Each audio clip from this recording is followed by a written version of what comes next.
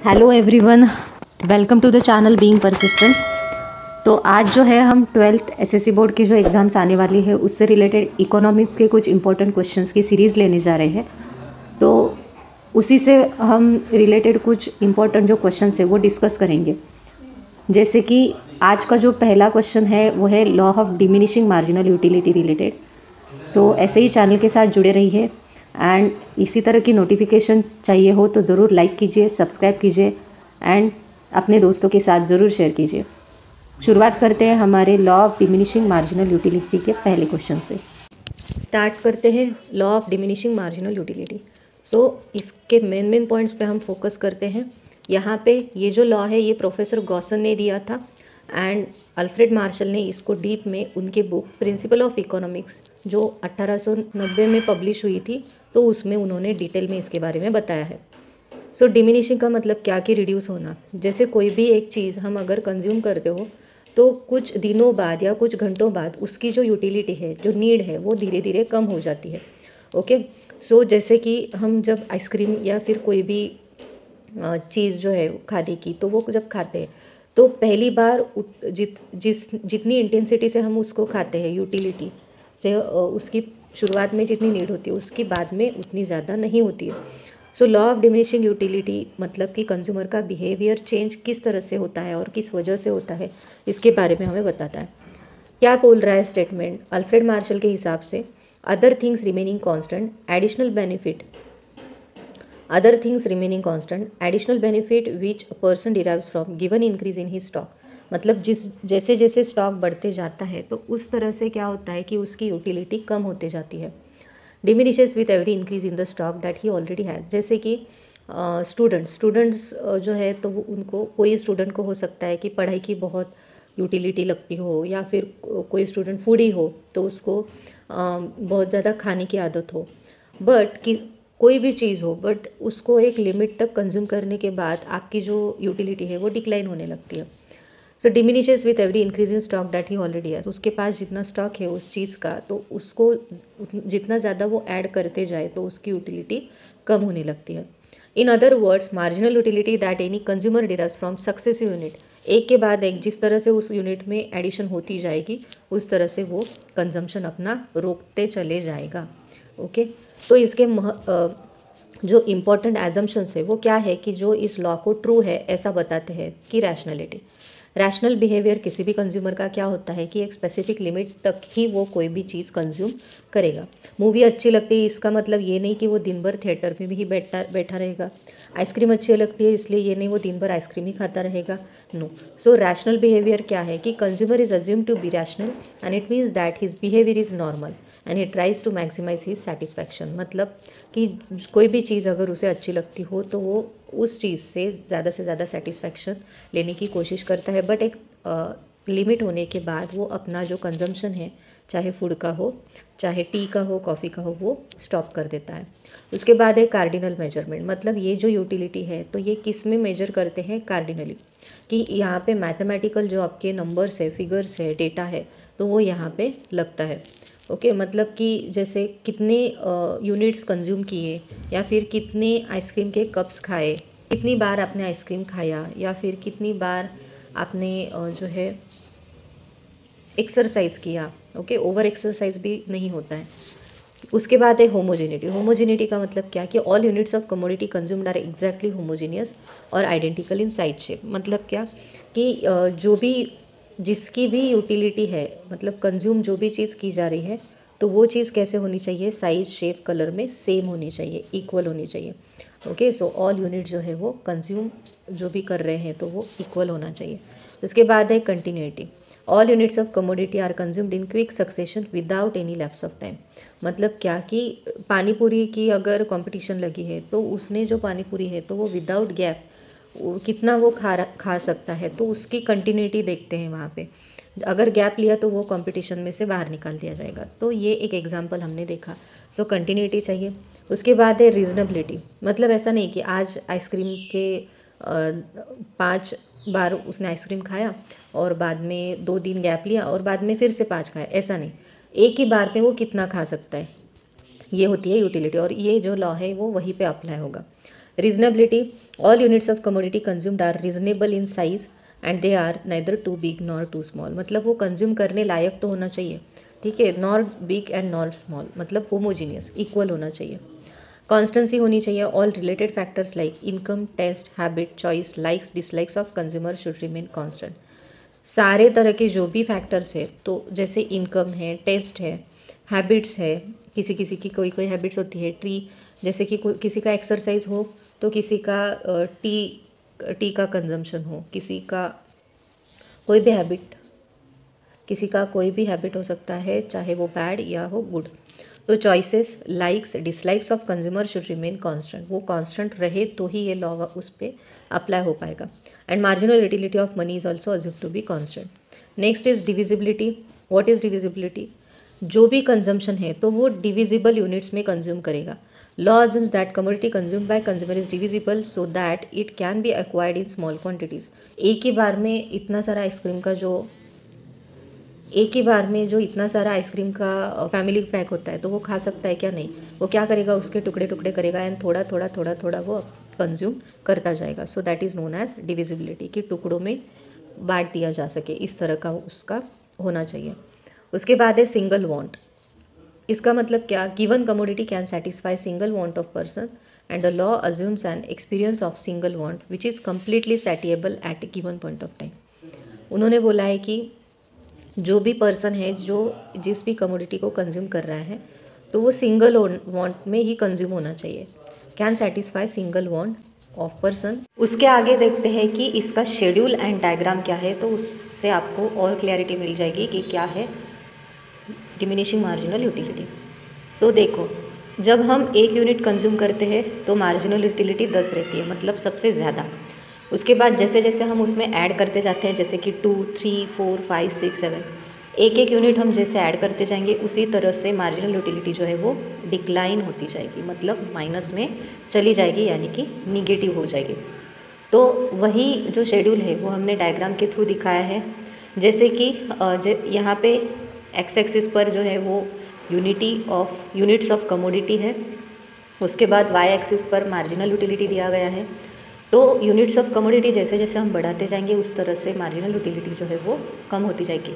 इसका मतलब marginal utility का जो कर्व है वो कैसा है? डाउनवर्ड स्लोप है, इसका कर्व जो है वो है downward. Okay, marginal utility curve. और जब ये मतलब पहले तो हाई होती है पहले यूनिट पे, ओके, हाई के बाद वो जैसे जैसे डिक्लाइन होती जाएगी और उसके बाद जो लास्ट यूनिट होगा, जैसे कि फॉर एग्जांपल -2, यानी कि 7th यूनिट पे वो -2 होती जाएगी, उसको हम क्या बोलते हैं? Dish utility.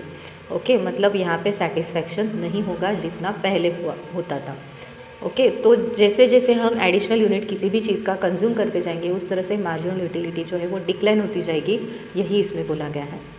ओके, तो ये एक्सप्लेनेशन दिया है। आप इस डायग्राम को एक्सप्लेन भी कर सकते हो कि जिस तरह से एक्स यूनिट पे यूनिट्स ऑफ कमोडिटी दिए है, वाई एक्सिस पे जो है मार्जिनल यूटिलिटी दी है, तो फर्स्ट यूनिट पे वो 10 थी, उसके बाद वो डिक्लाइन हो गई। इस तरह से आप अपना एक्सप्लेनेशन जो है डायग्राम में, जो आपने डायग्राम में देख रहे हो, ऑब्जर्व कर रहे हो, वही आपको एक्सप्लेनेशन में बताना है। ओके, बट क्या है ना कि एजम्पशंस हमने अभी तक देखे, जो 8 एजम्पशंस थे वो हमने देखे कि यस, ये जो एजम्पशन है वो लॉ को ट्रू बताते हैं, यानी कि वो प्रूफ करते हैं लॉ को कि ये लॉ सही है। But there are some exceptions as well, मतलब कि ये जो एक्सेप्शंस है तो वो इस लॉ के फेवर में नहीं है। Okay, they are not in favour of this law. So कौन से हैं ऐसे कि हॉबीज़, जैसे हमने पहले देखा था क्या कि इसका इन्वर्स रिलेशन है, मतलब यूटिलिटी का एंड यूनिट्स का। यूनिट जैसे बढ़ता जाएगा यूटिलिटी कम होती जाएगी, that is inverse relationship. Okay, negative relationship. But exceptions के केस में क्या होता है? पॉजिटिव रिलेशन होता है। इसका मतलब हॉबीज़, अगर किसी पर्सन की कोई एक हॉबी हो तो उसका सेटिस्फैक्शन होगा ही नहीं, उस जितनी उसकी हॉबी होगी, मतलब किसी की हॉबी है अगर पेंटिंग करना, तो वो जितना ज़्यादा पेंट करेगा उतनी ज़्यादा उसकी सेटिस्फैक्शन, मतलब मार्जिनल यूटिलिटी बढ़ेगी। यानी कि यहाँ पे जो रिलेशन है वो कैसा है? डायरेक्ट है, पॉजिटिव है। ओके, सो ऑल जो हम अभी एक्सेप्शंस देखने जा रहे हैं तो उसमें उसकी यूटिलिटी जो है वो डायरेक्ट है और बढ़ती ही है additional increase in the units के साथ। ओके, उसके बाद यहाँ पे कुछ हॉबीज़ दी है, जैसे collection of various stamps, coins, rare paintings, music की हॉबी, रीडिंग, वो पर्सन जितना ज़्यादा रीड करेगा, वो पर्सन जितना ज़्यादा म्यूज़िक गाएगा, तो उसकी सेटिस्फैक्शन यानी मार्जिनल यूटिलिटी उतनी ज़्यादा बढ़ती ही जाएगी। ओके, सो ये जो डायग्राम है यहाँ पे दिया है तो ये ऐसे ना होके ऐसे रहेगा। ओके, उसके बाद है माइजर। माइजर, in case of माइजर every additional rupee gives him. माइजर मतलब जो एडिक्टेड है टुवर्ड्स द मनी, तो एवरी एडिशनल मतलब जैसे जैसे उसकी मनी पावर बढ़ती जाएगी उसकी जो मार्जिनल यूटिलिटी है वो उतनी ही बढ़ती जाएगी, उसको उतना ही सेटिस्फैक्शन मिलता जाएगा। Of money tends to increase with increase in stock of money. जैसे जैसे उसका मनी का स्टॉक बढ़ते जाएगा वैसे वैसे उसकी यूटिलिटी जो है वो बढ़ती जाएगी। Next is addictions. एडिक्शन मतलब जो एडिक्टेड पर्सन्स होते हैं तो उनको जितना भी, जैसे कि ड्रंकार्ड, लिक्वर, तो उनको जितना जितना वो कंज्यूम करेंगे उस जो कोई भी वो चीज़ है तो उतना ज़्यादा उनको उससे मार्जिनल यूटिलिटी मिल जाएगी। तो यहाँ पे भी डायरेक्ट रिलेशन है। उसके बाद है power. Power, this is an exception to law because when person acquires power. जैसे कि पॉलिटिकल पार्टीज़ में अलग अलग तरह के जो पॉलिटिशियंस होते हैं उनके पास जो पावर आ जाती है तो उनको लगता है कि मैं यहाँ से इस पोजीशन से और चला जाऊँ, इस पोजीशन से और ऊपर चला जाऊँ, तो इस तरह से वो भी यूटिलिटी बढ़ती जाती है। Next is money. मनी की भी जो है, it is said that MU of money never become zero. ये कभी भी ज़ीरो नहीं होता, मनी की जो यूटिलिटी है वो हमेशा बढ़ती ही रहती है। It increases when stock of money increases and this is because money is medium of exchange which is use to satisfy various types of wants. Okay, तो जैसे जैसे मनी आते जाएंगे उसकी यूटिलिटी बढ़ती जाएगी। Marginal utility of money is more to a poor person than a rich person. मतलब क्या कि पुअर पर्सन के पास अगर जैसे जैसे मनी आते जाएंगे, रिच पर्सन को उतना ज़्यादा उसका जो है ये नहीं रहेगा कि बढ़ना चाहिए, बट पुअर पर्सन को लगेगा कि हाँ मेरे पास इतने पैसे आ जाए हैं तो और ज़्यादा कल आ सके, तो ये उसकी रहती है।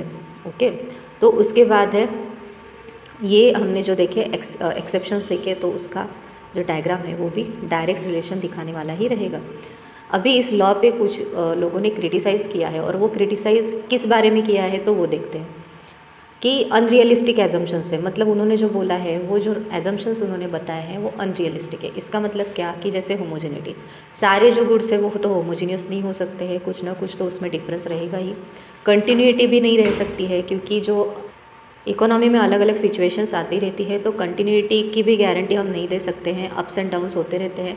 उसके बाद है कॉन्स्टेंसी, कांस्टेंट रहना, वही continuity, regularity and rationality.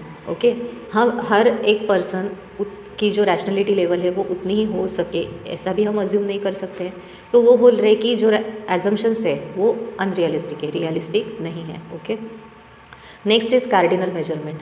Law assumes that utility can be expressed cardinally. मतलब क्या, वो हम काउंट कर सकते हैं नंबर्स में। कंपेयर्ड प्रेजेंटेड, सो हम क्या कर सके एक दूसरे के साथ, अगर नंबर्स में हमारे पास डेटा अवेलेबल हो तो हम कंपैरिजन कर सकते हैं, काउंट कर सकते हैं, कम या ज़्यादा बता सकते हैं, उसमें कितना बढ़ाना है या कम करना है ये हम बोल सकते हैं। Okay, so in reality cardinal measurement of utility is not possible because utility ये जो है वो साइकोलॉजिकल कंसेप्ट है। मतलब ये टोटली आपके सेटिस्फैक्शन लेवल पे डिपेंड करता है। ओके, सो वो आप कार्डिनली मेजर नहीं कर सकते हो। ठीक है, आप फिर भी अगर आपने किया भी काउंट तो भी आपका जो सेटिस्फैक्शन लेवल है तो वो आप कार्डिनली नहीं बता सकते हो। ठीक है, उसके बाद इंडिविजुअल। इंडिविजुअल मतलब क्या कि the law is not applicable to individual and बल्कि goods like refrigerator, car, TV sets. Obviously indivisible goods मतलब कि जो फिक्स रहते हैं ना, जैसे हम बड़ी बड़ी चीज़ें जो बल्क होती है तो इन सारी चीज़ों को जो हेवी होती है तो ये सारी चीज़ें, टीवी सेट्स का जो अगर आप कंजम्पशन करो तो टीवी सेट्स आप एक से ज़्यादा थोड़ी खरीदोगे, which are normally purchase in single unit at a time. एक बार आप एक ही खरीदोगे, क्यों? क्योंकि आपको उससे सेटिस्फेक्शन मिल रहा है, या रेफ्रिजरेटर आपको पसंद आया, कार आपको पसंद आई तो आप एक से ज़्यादा थोड़ी ही खरीदोगे, सेटिस्फेक्शन मिल भी रहा है तो इस केस में ये नहीं है, तो ये क्रिटिसिज्म है इस पर। Constant marginal utility of money, the law assumes MU of each unit of money remains constant. However critics ने क्या बोला है, मतलब इसके अपोज में जो है वो argue that MU of money differs from person to person, मतलब पर्सन टू पर्सन डिफर करेगी मनी की जो यूटिलिटी है वो। It influence by changes in price and stock of money. अगर अगर किसी के पास ऑलरेडी बहुत ज़्यादा मनी है तो उसको थोड़ी ना ऐसा लगेगा बढ़ता जाए बढ़ता जाए बढ़ता जाए, और किसी के पास कुछ भी नहीं है तो उसको डिपेंड कि उसको अगर लग रहा है कि ये इसमें एक दिन बड़ा आदमी बनूंगा या रिच बनना चाहता हूँ, तो उसको लगेगा कि मनी उसके पास जो स्टॉक है वो बढ़ना चाहिए। बट अगर एक पर्सन जो है वो सेटिस्फाइड है अपनी जो भी लाइफ है उसके साथ, तो वो थोड़ी ना चाहेगा कि मेरी मनी का जो स्टॉक है वो बढ़ता जाए। I am happy with what ever I have, वो ऐसे भी अप्रोच रख सकता है। सो ये पर्सन टू पर्सन डिफर करेगा। उसके बाद है single bond. Law is restricted to satisfaction of single want at point of time. However, in reality, a man has to satisfy many wants at point of time. ऐसा नहीं है कि single want ही आप consume कर रहे हो, एक ही बार में आपके बहुत सारे वांट्स होते हैं, बहुत सारी चीज़ें आप खरीदते हो और बहुत सारी चीज़ों को आप कंज्यूम करते हो। तो ये सिंगल वांट जो एजम्पशन दिया है उन्होंने, तो वो भी मतलब यहाँ पे क्या किया है कि जो भी क्रिटिसिजम्स है ना, तो वो एजम्पशंस के सारे अपोज में दिए हैं। मतलब इसके बारे में अपोजिट जो ऑथर्स है या अपोजिट जो कोई भी आप बोल सकते हो इकोनॉमिस्ट है, तो उन्होंने अपोजिशन में मतलब जो लॉ के अपोज में है तो उन्होंने ये दिया है। तो ये क्रिटिसिज्म के बारे में भी समझना ज़रूरी था। ओके, तो अभी इस लॉ का इम्पोर्टेंस क्या है, क्यों ये लॉ दिया गया है। तो यूजफुलनेस टू कंज्यूमर, मतलब ये अवेयरनेस क्रिएट करता है कहाँ, कंज्यूमर के माइंड में, to obtain maximum utility from limited resources. आप यहाँ पे क्या करते हो कि लिमिटेड कंजम्पशन करते हो, ठीक है। मतलब क्या कि अवेयर हो जाता है कंज्यूमर कि जैसे जैसे हम कोई भी चीज़ खरीदेंगे तो उसकी यूटिलिटी बढ़ती जाएगी। तो ये हमें यहाँ पे स्टॉप करना चाहिए कि जिसकी वजह से हमारे पैसे जो है वो अननेसेसरीली वेस्ट ना हो या खर्च ना हो। Useful to government, yes, the law is useful to government is framing various policies such as progressive tax policy, trade policy and pricing policy. अलग अलग तरह की गवर्नमेंट की पॉलिसीज़ जो है प्रोडक्ट पे या कोई भी चीज़ पे, तो उस पर वो किस तरह से टैक्स चार्ज करे, तो इसके बारे में भी वो गवर्नमेंट को आइडिया आ जाता है। Basis of paradox of value, what is paradox of value. The law of diminishing marginal utility helps us to understand paradox of value. क्या होता है, it includes goods that have more value in use and zero और less value in exchange, such as air, water, sunshine etcetera. मतलब आप ये सारी चीज़ें exchange नहीं कर सकते हो। ओके, तो यूज़ मतलब इसका यूज़ तो बहुत ज़्यादा है, सारे लोगों को, सारे वर्ल्ड को भी आप बोल सकते हो, बट इसको आप एक्सचेंज नहीं कर सकते हो, खरीद नहीं सकते हो, ठीक है। So as well as goods that have more value in exchange and less value in such as gold and diamonds. मतलब उल्टा कि एक्सचेंज तो कर सकते हो, ओके, वैल्यू इन एक्सचेंज है, मतलब उसको आप खरीद सकते हो, बेच सकते हो, जो कौन है, गोल्ड एंड डायमंड्स, ठीक है। तो ये होता है पैराडॉक्स ऑफ वैल्यू, मतलब कोई चीज़ आप एक्सचेंज कर सकते हो और कोई चीज़ आप, बट गोल्ड एंड डायमंड ये आप डेली थोड़े यूज़ करते हो, तो ये होता है वाइस वर्सा, मतलब पैराडॉक्स ऑफ वैल्यू। किस कमोडिटी की वैल्यू किस पे डिपेंड करती है, ये कोई किसी की यूज़ पे डिपेंड करती है और किसी की वैल्यू पे डिपेंड करती है। Basis of law of demand, yes, law का रिलेशन कैसा है, लॉ ऑफ डिमांड।